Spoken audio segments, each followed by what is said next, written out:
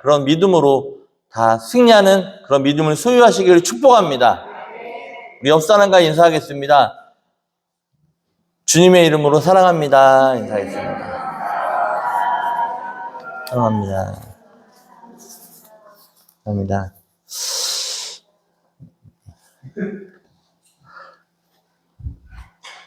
어저께 양주시에서는 기독교 총연합회에서 위대한 축제라는 행사를 하게 되었습니다. 그래서 저희 은영교회가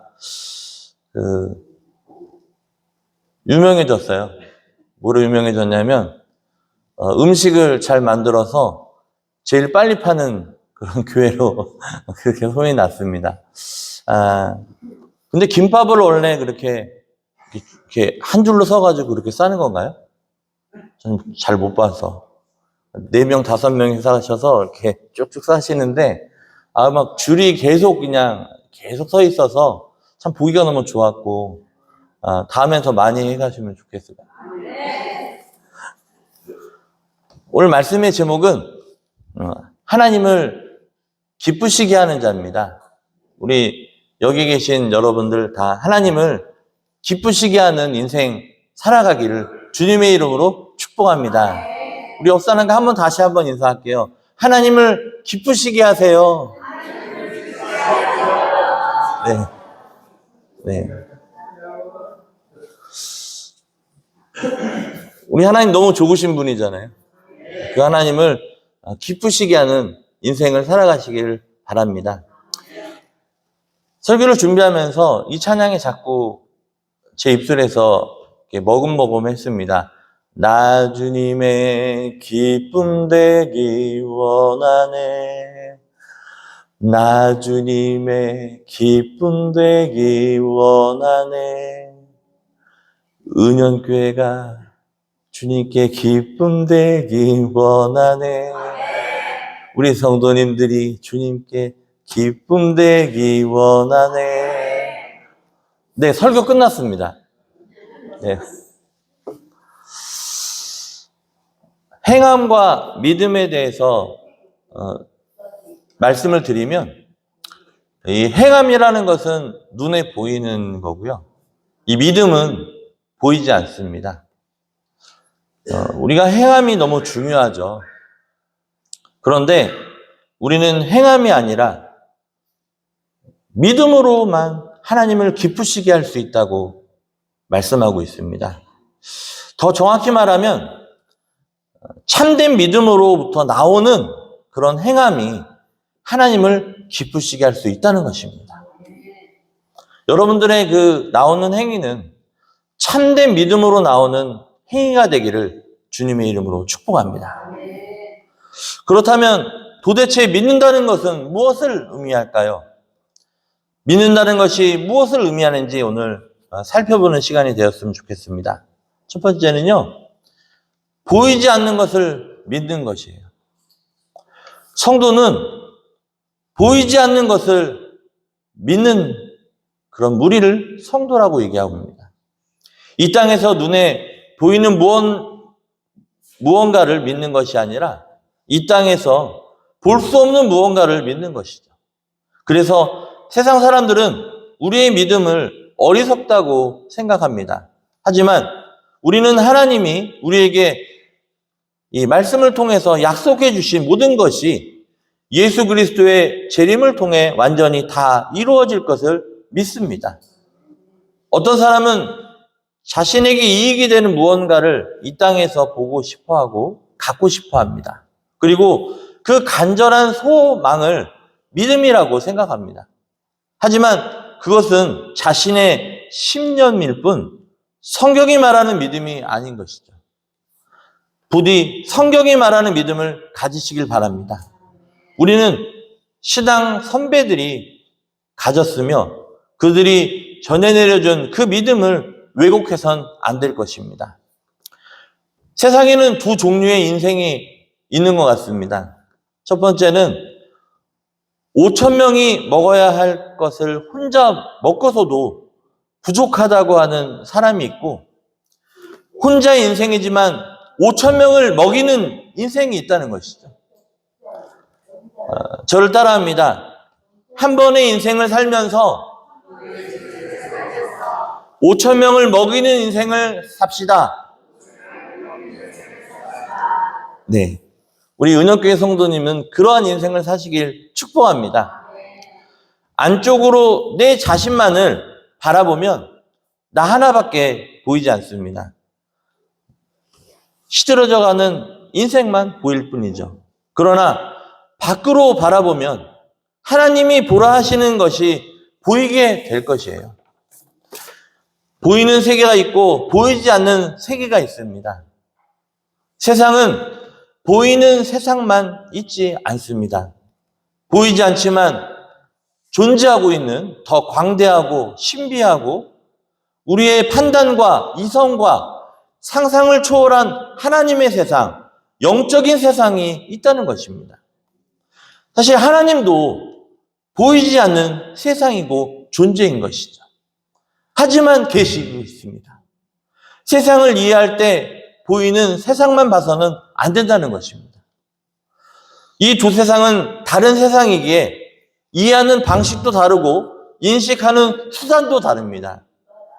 보이는 세상에서의 그 인식 수단은 바로 이성이에요. 하지만 보이지 않는 세계는 이 이성을 초월한 세상이기에 이성이 큰 힘을 발휘할 수 없습니다. 보이지 않는 세상, 영적인 세상에서는 이성이 아니라 바로 믿음이 인식 수단이라는 것이에요. 보이지 않는 세상, 나를 초월하여 있는 세상에서는 이성은 큰 힘을 발휘하지 못하게 됩니다. 내 이성보다 큰 이성을 무슨 수로 알 수 있겠습니까? 보이지 않는 세계에서 필요한 것은 바로 이성이 아니라 믿음이라는 것입니다. 믿음으로만 볼 수 있는 것이에요. 하나님께서는 믿음을 사용하십니다. 여러분들의 믿음이 사용되기를 주님의 이름으로 축복합니다. 이 믿음은요, 하나님 앞에 겸손히 엎드리는 것이에요. 지금 여러분 의자에 앉아있기에 엎드려 있지 않지만 여러분들의 마음은 하나님 앞에 엎드려 있음을 믿습니다. 믿는다는 것은 창조주 하나님 앞에 겸손히 엎드리는 것을 의미해요. 사도신경에 나오는 첫 구절의 고백처럼 우리는 천지를 만드신 하나님 아버지를 믿습니다. 우리의 믿음은 하나님이 창조주시라는 사실을 인정하고 그 하나님 앞에 겸손히 엎드리는 데서 시작합니다. 전능하신 하나님의 주권 앞에 겸손히 엎드리는 자만이 하나님이 열어주신 구원의 길에 겸손히 들어올 수 있는 것이죠. 우리에게는 하나님의 창조와 구원을 평가할 자격이 없습니다. 우리는 하나님의 피조물에 불과한 것이에요. 그러니 아무것도 아닌 우리가 믿음으로 의롭게 되어 아벨처럼 하나님께 나아가 하나님을 예배할 수 있다는 것에 감사드리며 그분 앞에 겸손히 엎드려야 할 것입니다. 오늘 말씀은 히브리서 11장 말씀인데 앞으로 4주 동안 이 믿음에 대해서 여러분들과 같이 하나님의 말씀으로 나누고자 합니다.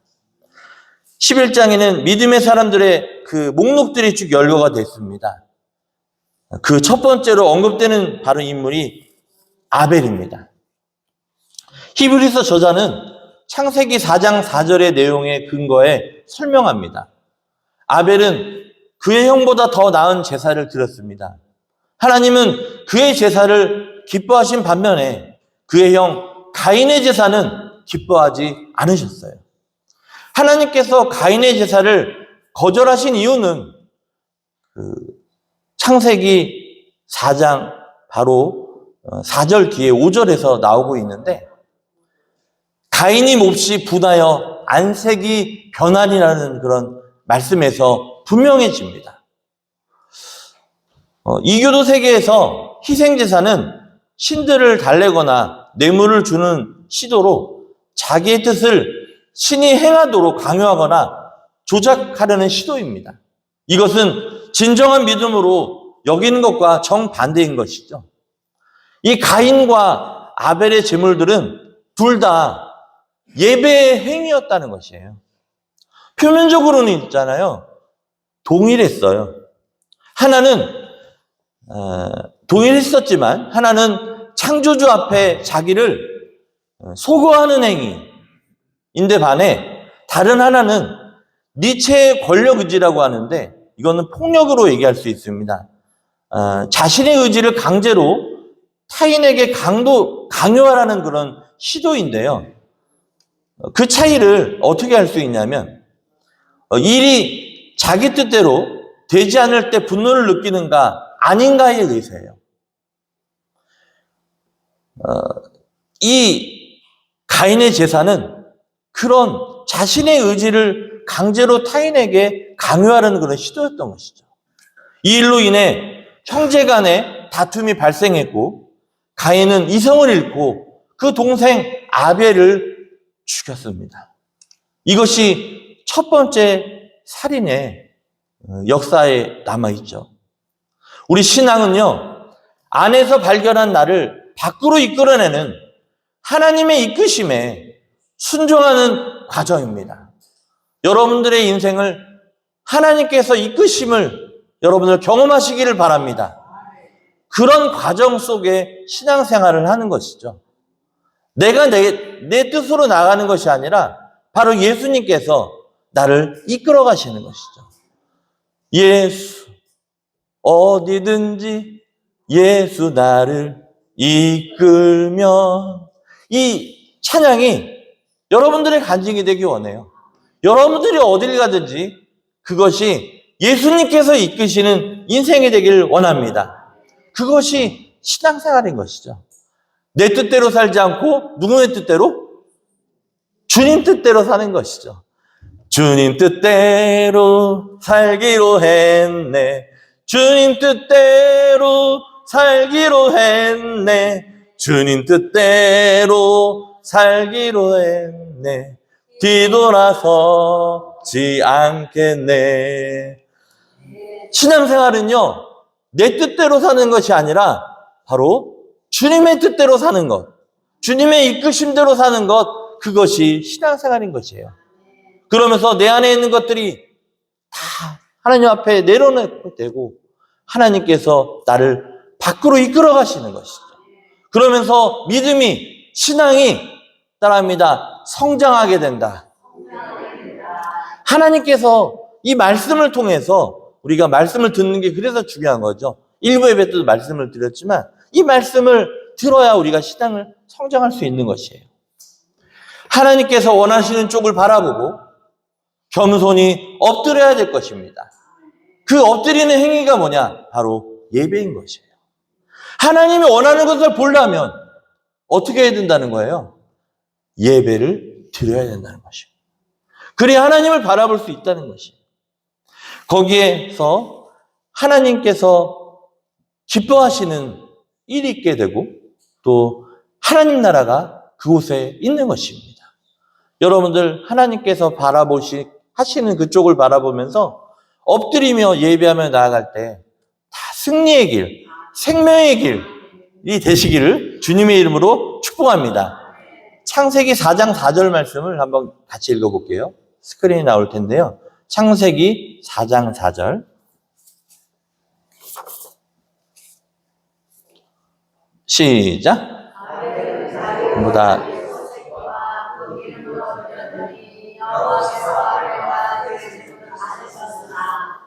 네네.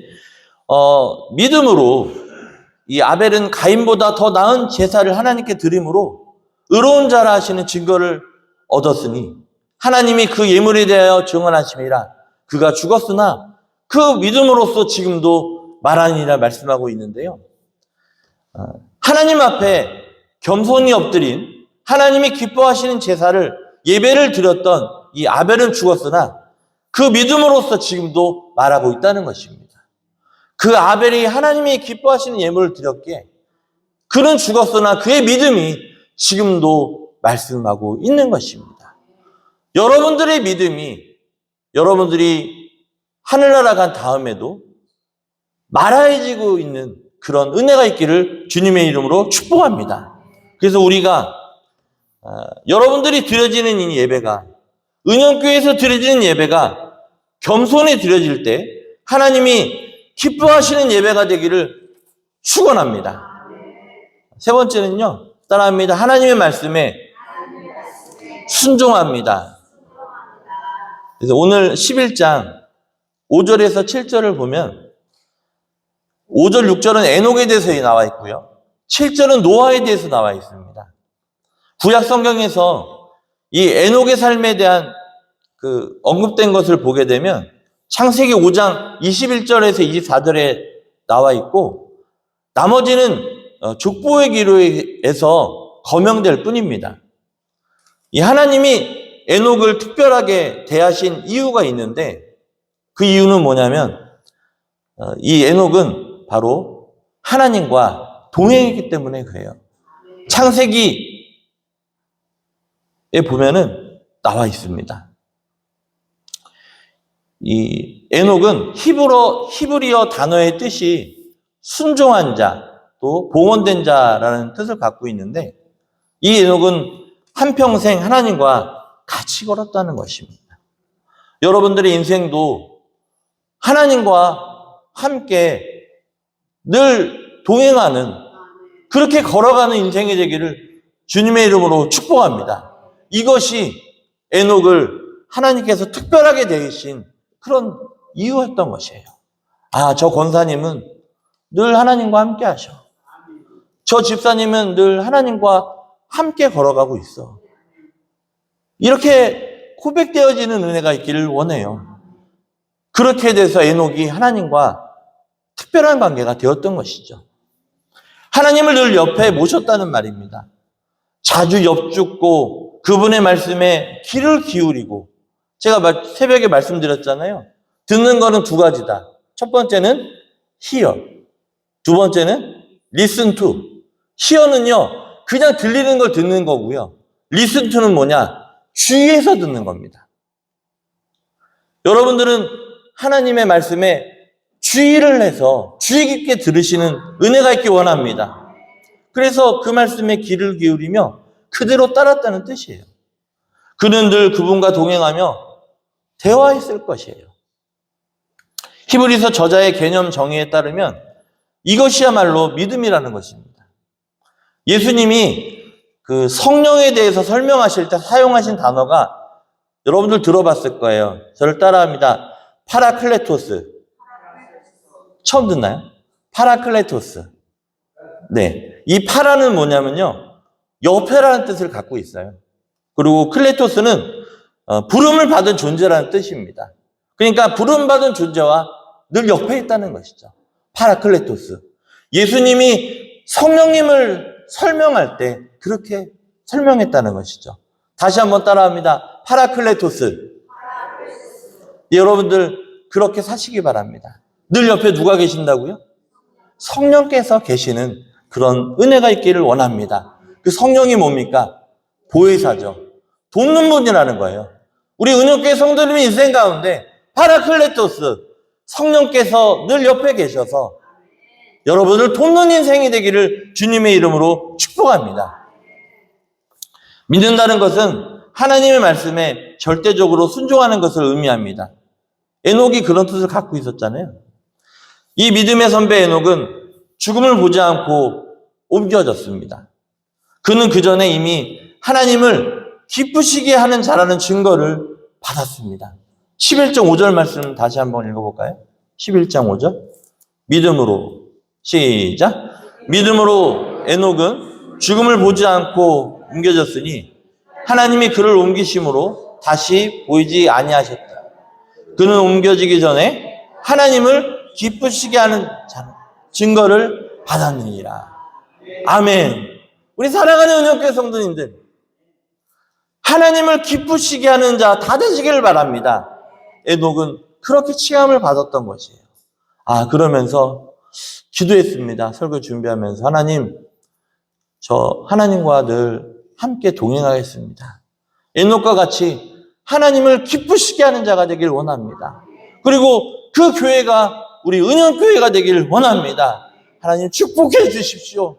하나님께서 이끌어 주십시오. 사랑하는 은영교회 성도님들도 하나님을 기쁘시게 하는 자라는 증거를 받기를 주님의 이름으로 축복합니다. 그리고 또 11장 6절을 보면 하나님을 기쁘시게 하는 자는 따라합니다. 반드시 하나님이 계신 것과 하나님이 상 주실 것을 믿는 자입니다. 네, 그렇습니다. 하나님을 기쁘시게 하는 자, 이 자는 뭐냐면요, 반드시라고 나와 있죠. 뭐라고 되어 있습니까? 하나님이 계신 걸 믿는 거예요. 그리고 하나님이 상 주실 것을 믿는 거예요. 어떤 자가? 하나님을 기쁘시게 하는 자가. 그러니까 하나님을 기쁘시게 하는 자는 어떻게 할 수 있느냐?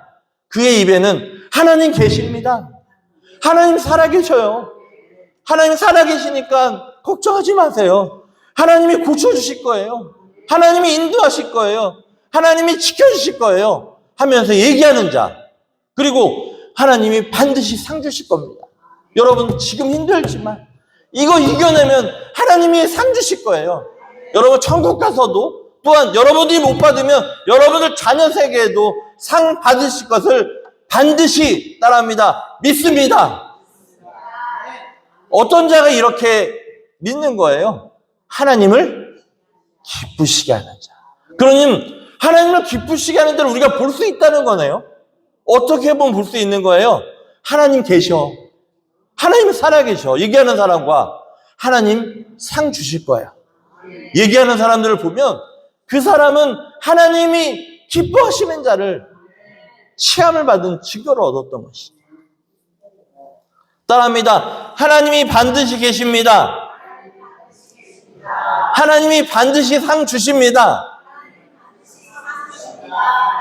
네, 그러면요, 옆 사람과 인사합니다. 당신은 하나님이 기뻐하시는 자야.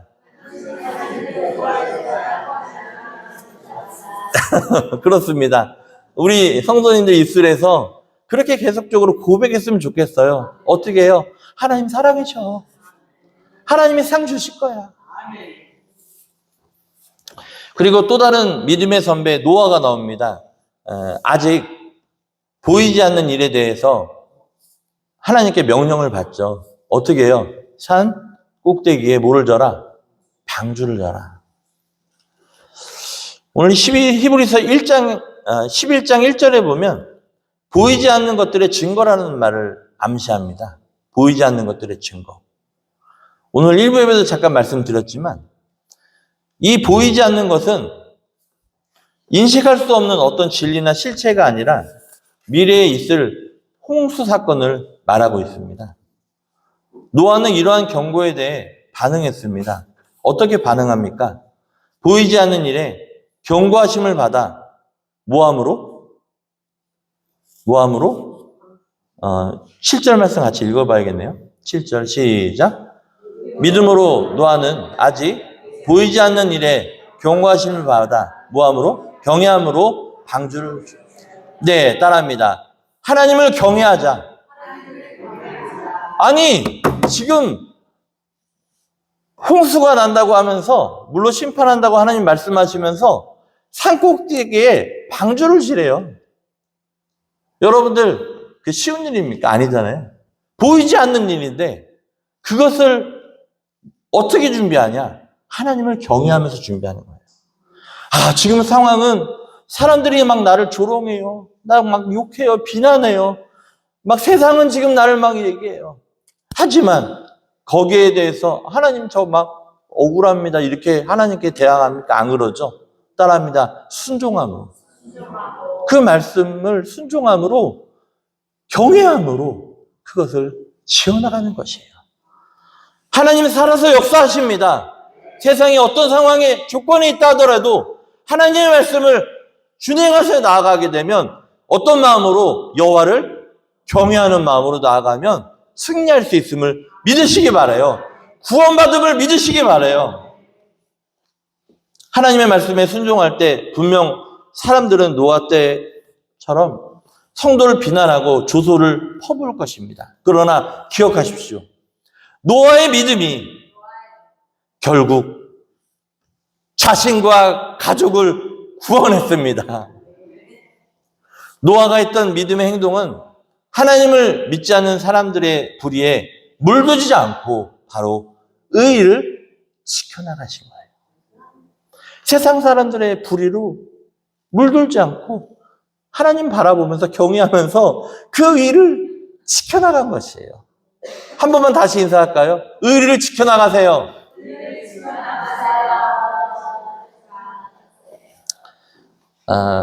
더 말씀드리고 싶은데 좀 정리하겠습니다. 아벨과 에녹과 노아의 공통점이 있습니다. 바로 불의를 멀리했다는 것이에요. 하나님은 그들을 인정하셔서 그 세대로부터 그들을 취하셨습니다. 여러분들도 하나님께 취함받는 인생 되기를 축복합니다. 특히 에녹은 옮겨졌고 죽음을 보지 않고 노아는 홍수 멸망으로부터 구원받게 됩니다. 성경이 증언하는 믿음을 가지십시오. 요거는 좀 말씀드려야 될 것 같은데 공간복음에서는 이 믿음을 피스티스라는 명사형으로 쓰고 있습니다. 한번 따라 볼까요? 피스티스. 그런데 요한복음에서는 믿음을 따라합니다. 피스티오. 동사형으로 쓰고 있습니다. 요한은 단 한 번도 피스티스라는 명사형으로 단어를 쓰지 않았어요. 11장 다 찾아보니까 믿음에 대한 그의 강조점은 요한복음 11장에 예수님이 나사로를 살리시는 현장에서 결정을 이루게 됩니다. 마르다의 믿음은 어떤 믿음이었습니까? 그의 믿음은 요한복음 11장 21절 22절에 나와 있지만 명사형의 믿음이었어요. 그냥 고백의 믿음이었던 것이죠. 그렇다면 주님이 원하시는 믿음이 무엇입니까? 돌을 옮겨놓는 믿음, 동사형의 믿음인 것이에요. 믿는 바를 행동에 옮기는 실천적인 믿음을 예수님은 요구하셨던 것이죠. 이것이 바로 참 믿음이라는 것입니다. 믿음은 그저 바라만 보는 것일까요? 아닙니다. 그저 멍하니 바라보는 믿음에는 하나님의 역사가 일어나지 않습니다. 기적이 나타나지 않습니다. 믿음은 바라보는 것이 아닙니다. 히브리서 11장 4절에서 40절까지를 쭉 보시면요. 믿음의 모습을 자세히 살펴보시기를 바랍니다. 아브라함부터 시작해가지고요. 이삭, 야곱, 사라, 요셉, 모세, 여호수아, 갈렙, 기생, 라합, 기드온, 바락, 삼손, 입다, 다윗, 사무엘, 다니엘, 사드락, 메삭, 아벤느고, 엘리야, 엘리사까지 쭉 믿음의 모습을 열거하고 있어요. 민수기 14장 6절을 보면 그 땅을 정탐한 자 중 눈의 아들 여호수아와 여분네 아들 갈렙이 자기들의 옷을 찢고 이스라엘 자손의 온 회중에게 말하여 이르되 우리가 두루 다니며 정탐한 땅은 심히 아름다운 땅이라 말하면서 민수기 14장 8절 말씀을 같이 읽어보겠습니다. 민수기 14장 8절. 네, 시작. 여호와께서 드시고 그 땅을 우리에게 주시라. 이는 과연 적과 꿀이 흐르는 여호와께서 누구를 기뻐하시면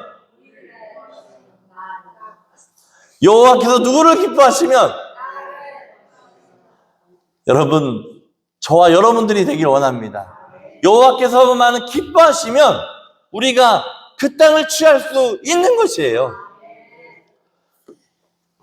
우리가 아벨, 에녹, 노아를 보셨지만 이들 가운데 누구 하나 입을 벌리고 선채 감이 떨어지기만을 기다리던 사람이 있습니까?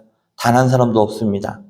그들은 명사형 피스티티의 믿음이 아니고 동사형 피스티오의 믿음을 가졌던 것이에요. 이 동사형의 믿음에서 기적이 나타납니다. 여러분들은 인생에서 그러한 역사가 일어나기를 축복합니다. 믿음은 이처럼 행동으로 옮기는 것이에요. 행동할 때 하나님의 역사가 일어나는 것이에요. 기도할 때 일어납니다. 찬양할 때 일어납니다. 예배 드릴 때 일어납니다. 생각만 하고 있는 것이 아니라 직접 하나님 앞에서 찬양하고 또 기도하고 말씀 붙잡고 살아갈 때 그것도 역사하는 것이죠. 그러면서 11장 7절 말씀 읽고 예배 마치겠습니다. 설교 마치겠습니다. 히브리서 11장 7절 시작.